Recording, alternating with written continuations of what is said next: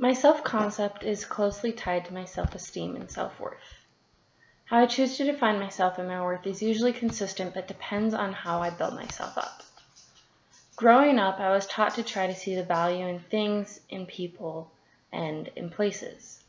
My parents were advocates for the idea that if you grow up understanding and respecting what's placed in front of you, then you'll also hopefully understand and respect your place in this world.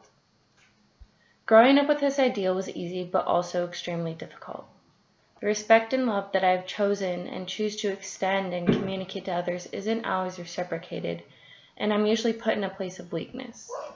But it's also allowing myself to be in this position that I have allowed myself to grow into the person that I am today.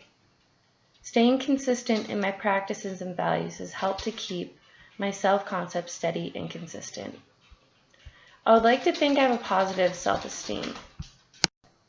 Growing up, my family played a large role in the creation of my self-worth, but the activities that I chose to involve myself in were just as important. I dabbled in different sports, soccer, basketball, fencing, synchronized swimming, but mainly softball and competitive swimming. Joined my middle school STEM program and worked at edible arrangements up until I left for college. While these were great activities and groups to be a part of, they all shared one common element: people. People have come and gone.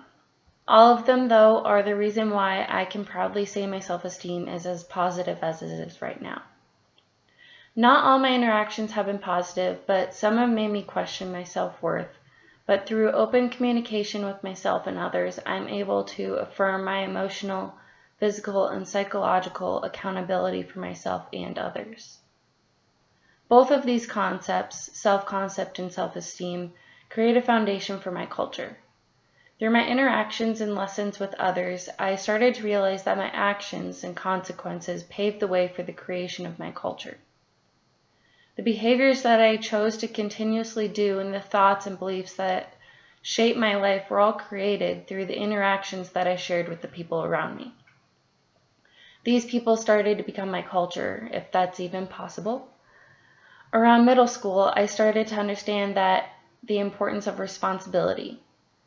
That was one concept that was drilled into students during the 3 years that I spent in STEM.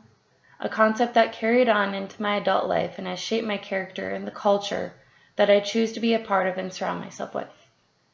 Responsibility to myself has gotten me out of toxic friendships, kept me in contact with family I learned to appreciate, and kept me grounded and thriving, even when I didn't feel like it. This class, and even this assignment, is a great example of my responsibility.